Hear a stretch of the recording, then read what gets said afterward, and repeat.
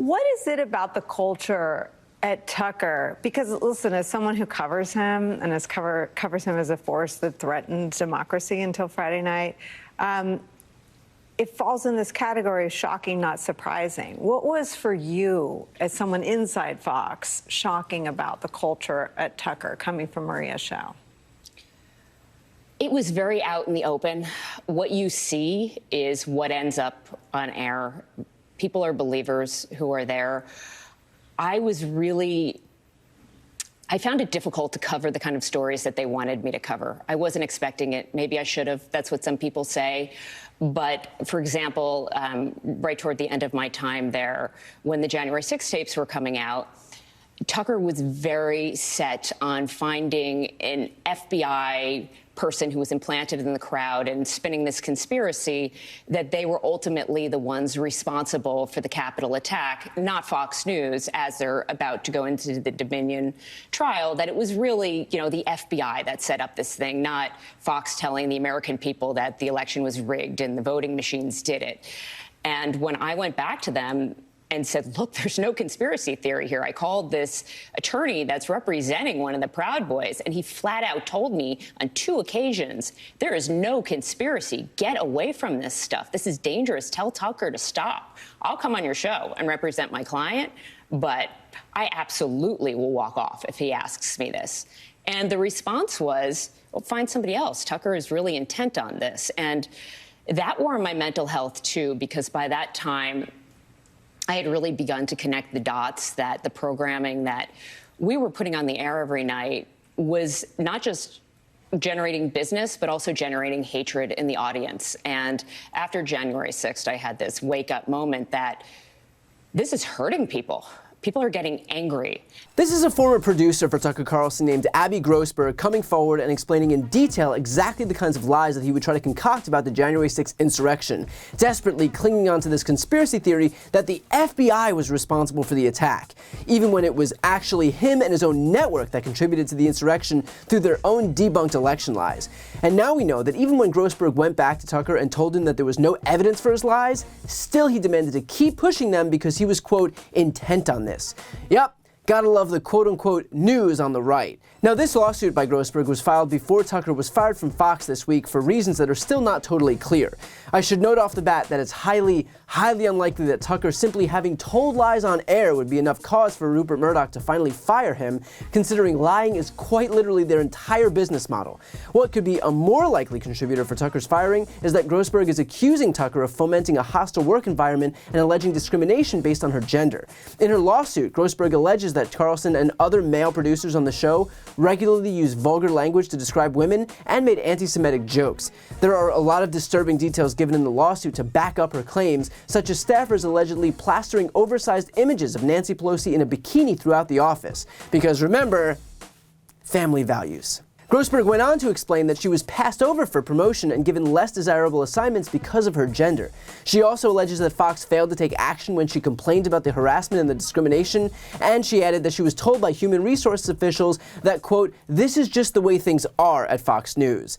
Grossberg then provided extensive details about this toxic workplace environment at Fox, including being told to spy on her former boss when she worked for Tucker Carlson regarding Maria Bartiromo. Some other theories that she had, and there was definitely tension. And there are records of that? And there are records of all of that. I had been asked to spy on her by the Fox bosses and report back on what she was doing, which caused a lot of stress, and that was part of the reason I went to Tucker as well. I just physically and emotionally couldn't take it, and when I go back and listen to some of those tapes now that I hear the stress in my voice and how depleted I was. And so you spied on Maria for your Fox bosses? Yes. I not spied. I would tell them what she was doing. If there were things that concerned me, spy is the wrong word, that I had handled in the past myself because we had a good relationship and can work it out together. I reported those things because I became very paranoid about my job, because I had been shaken down by multiple executives at the company that I had to cooperate. So that was part of the reason I went to Tucker as well. And of course, this explosive lawsuit comes in the aftermath of Fox's massive settlement in Dominion's lawsuit against the network, resulting in a historic payment of $785 million to Dominion, which is about half of Fox's annual revenue of $1.2 billion.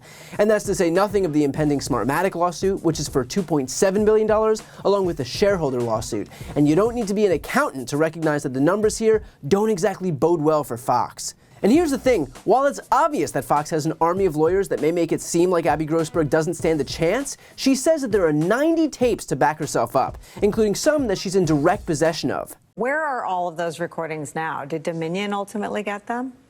I have several recordings that I'm still going through that we've recovered from all of the phones. There are 90 that we have. I don't know what Fox turned over. I do know, based on what I've read, that they did hand over those Sidney and Rudy tapes to them. Fox should have everything. They really should. Have you been contacted by Smartmatic? Yes. And you've shared all the Otter recordings with them, or whatever? I've been subpoenaed. We haven't shared anything yet. Haven't begun the discovery process. And there you have it. Smartmatic is now seeking these tapes, likely to aid in their own lawsuit against Fox, to pick up where Dominion left off. All of which suggests that Fox is in dire financial straits beyond the massive payout that it just gave to Dominion. And look, I'm not here to advise Fox on best practices, but maybe predicating your entire business model on a barrage of lies isn't actually great for the long-term financial viability of a company. And what's worse for the right-wing media ecosystem, Dominion and Smartmatic are both in the process of a series of additional lawsuits against a whole range of individuals. Dominion is reportedly pursuing litigation against Newsmax, One American News, Sidney Powell, Rudy Giuliani, and Mike Lindell. And Smartmatic is reportedly pursuing litigation against Fox, Newsmax, One American News, Sidney Powell, Rudy Giuliani, and they're also going against Fox's Janine Pirro, Maria Bartiromo, and Lou Dobbs. And as I mentioned before, Fox is facing additional legal action, including a potential lawsuit from their own shareholders. So if you're wondering why the network suddenly seems a bit more cautious, their massive financial exposure might help explain things. I asked former federal prosecutor Glenn Kirshner about what this overall legal landscape looks like in our legal series, The Legal Breakdown.